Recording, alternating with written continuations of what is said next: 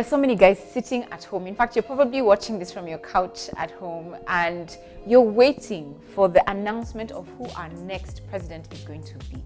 And for some reason, Lucas, guys have decided they're not going to work. You go to the shops and there's no bread, the milk that says long life, there's no perishables, everybody's at home. Nobody's working, and I don't understand why. I understand it's because we are fearing, but everybody's afraid, and so we're all sitting home. And I want us to discuss this from the perspective of investments and the economy and moving forward.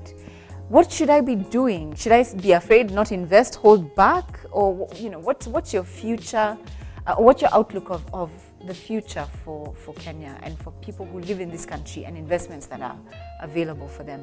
Okay. I think elections are disruptive everywhere. And in fact, initially, most companies would end up with plans which were up to 10 years, strategic plans. Those have now been cut down to about 4 to 5 years. And most of them now, today, coincide with election periods within the country. Okay. That's because a change in leadership would be very disruptive. So investors tend to make that wait and see. Don't forget, any government that comes in, they say they have their manifesto or they have their policies. There are certain things they want to do. This will influence government expenditure. Yeah. They may need to introduce new taxes. So it's disruptive to some extent. So that wait and see actually comes into play. But Kenya also has a history. I mean, 2007 was bad. Yeah, it was. And so people are scared.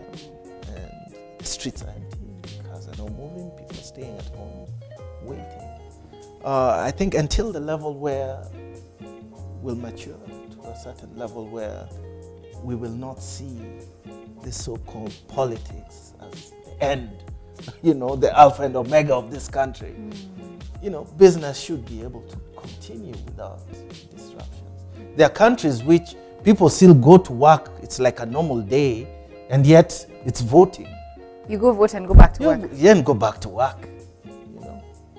So I think we'll have to build and empower and strengthen our institutions such that the transition process is not so disrupted with whatever is going on in politics. In terms of Kenya's future, I think is bright. In the investment industry, we have seen a lot of PE funds that are very, very interested in coming into Kenya. And don't forget, Java was just bought the other day for $113 million. They made the investment before the election. Just before, actually. Just before.